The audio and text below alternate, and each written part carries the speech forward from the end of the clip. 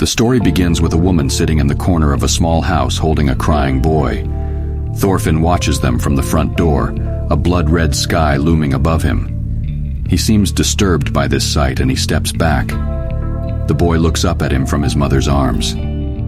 Thorfinn identifies the boy as Einar. Suddenly, Thorfinn's younger self pushes past him, through the door and into the house. He begs his younger self to stop and reaches out toward him, but the ground opens up below him, consuming him, and he falls in. He hangs with much effort from the edge of a ravine now. He looks up. He begins to climb as he wonders what he's doing here. Rocks crumble below his feet. He shouts, but doesn't fall. I mustn't fall, he thinks. He continues his climb. Hands from nowhere suddenly grab at his legs. They reach higher and higher until they reach his hands. He begs them to stop, but they won't. They break his fingers, causing him to fall in. That's when Thorfinn shoots up and reaches his hand out, waking up from this nightmare with a shout. Einar is sitting next to him, already awake. He says, "Good morning," and asks if the nightmares are getting worse. Thorfinn says he fell from a cliff in his dream. Einar asks if he can remember his dream this time. He says Thorfinn spoke of his father and Askeladd in his sleep.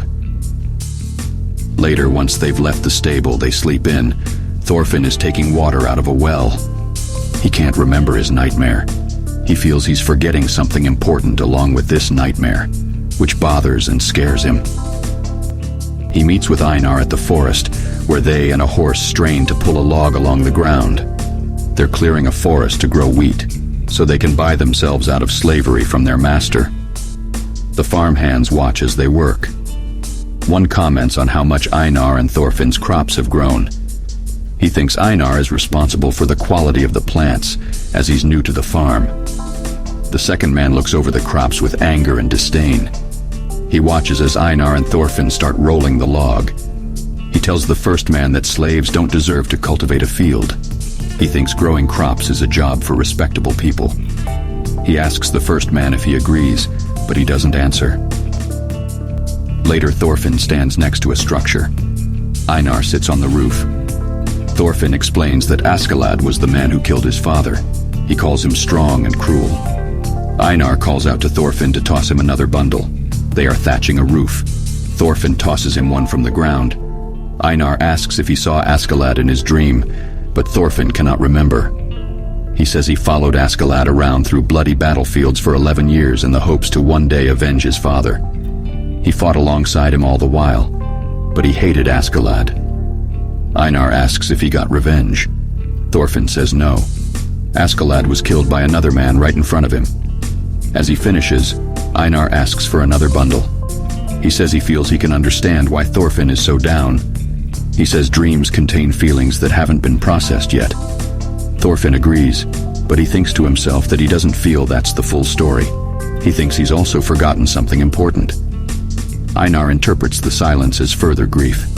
He tells Thorfinn that his vendetta is over. It's not worth hating a dead man. Thorfinn remains quiet as he remembers Askeladd's last words, beckoning him to become a true warrior. He tells Einar that he doesn't hate Askeladd anymore, but that's the problem. It's the hatred that kept him alive. He's empty now, lost outside of the battlefield. He feels inadequate anywhere else. An old man suddenly appears from nowhere and tells them to get back to work. He tells them he'll also need their help again today. Time passes. The sun is set, and the sky glows with warm colors contrasting the weather. The old man leads them to a beach. The old man demonstrates for them how to cast a net into the sea. He drags back many fish to Einar and Thorfinn's amazement. It's clear they've never done this before. The old man tells them to try it themselves and catch more. Einar gives it a try, but the net doesn't fan out. Thorfinn fails as well, but the old man loses his patience with him. Thorfinn tries again. The old man turns to Thorfinn. He tells him that it's not too late to learn something new. It's clear he had heard their discussion earlier. He tells Thorfinn that if he feels empty, he has room for new experiences. He's been given an opportunity to start a new life. When Einar accuses him of eavesdropping, the old man tells him they were very loud. Thorfinn wonders to himself if he can truly start a new life. The old man tells him to get to work. Einar and Thorfinn walk home at dusk. Einar complains about the cold. He says fishing under such conditions is difficult, but he wants to redeem himself for his present failures next time. It's clear Thorfinn wasn't listening, so Einar asks if he was lost in thought. Thorfinn says he wonders if people are capable of change. Einar asks Thorfinn if he used to be a warrior. He already knows it's true, but Thorfinn agrees. Einar tells him warriors are barbarians, to which Thorfinn agrees.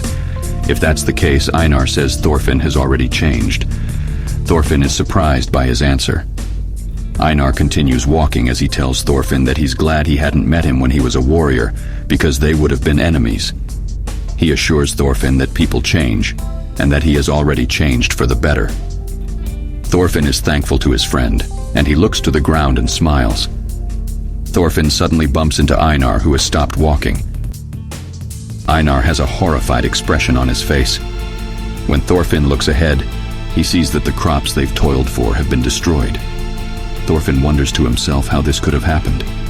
Einar tells him that wheat is a strong plant that can endure much. No natural force could have hurt it this way so quickly. He tells him he's convinced that the farm hands dug out the roots.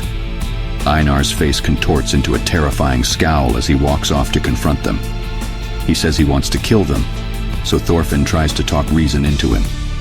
He wants to stop him from going, but Einar's will is unbreakable. He says the wheat has used up all the nutrients in the soil, so they won't be able to replant anything until the next harvest. They'll even have to borrow seeds. He demands that Thorfinn be as angry as he is, but Thorfinn looks away in shame. Thorfinn says he has no right to become angry, as he's done much worse things than the farmhands. He says that if the farmhands deserve to die, he deserves to die 100 deaths. Thorfinn again beckons Einar to calm down. They bring Potter, a former slave, to the field and show him what happened.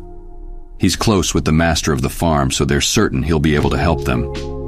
He looks over the pillaged crops and asks if they saw who did it. They say no. Pater tells them they should search for clues.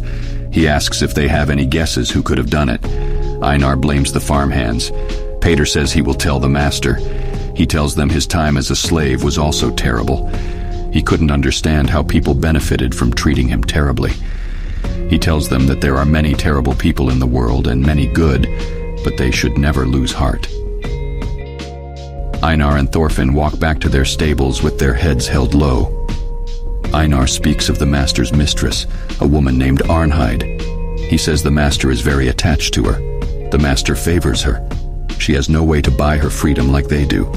He says her spirit was broken.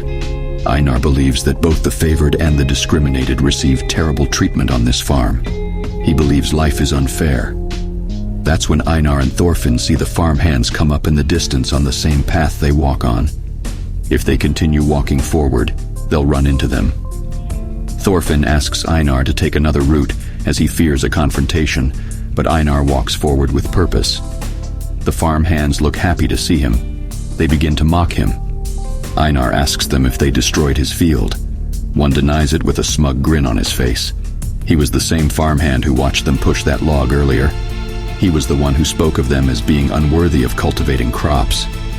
Einar becomes enraged once more, but Thorfinn holds him back. The farmhands continue to mock him. Einar pushes Thorfinn off and tries to swing at the farmhand, but Thorfinn gets to him first. The farmhand falls to the ground, his face horribly disfigured. Einar is in disbelief. The remaining farmhands are in disbelief. Thorfinn is in disbelief. One of the farmhand points out that his jaw was broken. Einar looks delighted at the justice that was brought upon this man, but the farmhands become enraged and start to attack Einar and Thorfinn. Einar gets rid of one, but Thorfinn tells him to stop. Another farmhand knocks out Thorfinn from behind with a shovel. Two more bring Einar to the ground and mercilessly pummel him. Thorfinn hallucinates the old woman from his dream in his delirium as he watches Einar fall. He tries to stand, but a farmhand kicks him to the ground. Thorfinn sees his father. He remembers his father saying something important, but he cannot remember what it was.